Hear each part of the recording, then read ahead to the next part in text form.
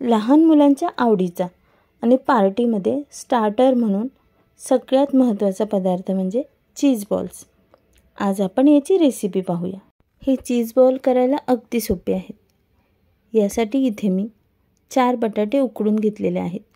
हे बटाटे आपण खिसणीने खिसून घ्यायचे आहे। आता यामध्ये मी बॉईल केलेले कॉर्न घेत आहे। हे आपल्याला सुरीने कट करून घ्यायचे आहे। नंतर यामध्ये शिमला मिरची बारीक कापून टाकायची आहे।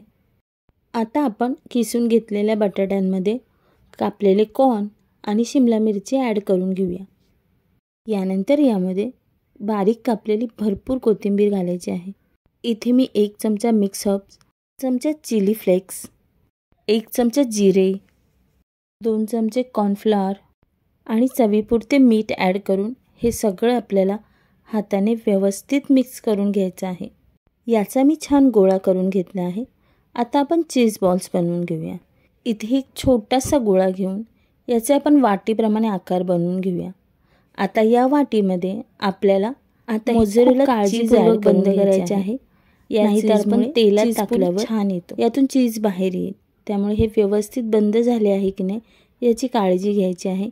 त्याला छान गोल असा शेप द्यायचा आहे। इथे मी सगळे बॉल्स बनवून घेतलेले आहेत।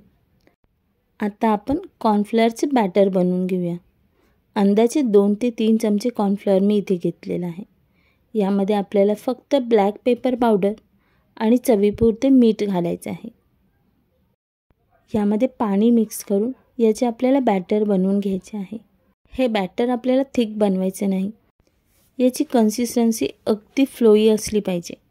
आता हे बॉल्स आपल्याला या बॅटरमध्ये व्यवस्थित डीप करून घ्यायचे आहे। या बॅटरनी बॉल्सला पूर्ण कोट करायचे आहे। यानंतर आपल्याला हे बॉल्स ब्रेड क्रम्बमध्ये कोट करून घ्यायचे आहे। इथे ब्रेड क्रम्ब्स मी घरीच बनवलेले आहेत।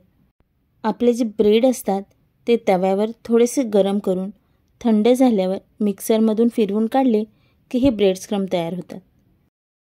आपण आता हे चीज बॉल तळायला घेऊया। तेल आपले मध्यम गरमच असले पाहिजे।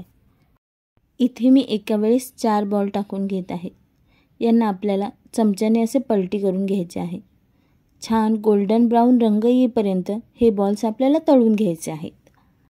चीज बॉल छान फ्राय करून झालेले आहेत। आता यांना आपण काढून घेऊया। अशाच पद्धतीने मी सर्व बॉल्स फ्राय करून घेते आणि आपले चीज बॉल्स रेडी झालेले आहेत।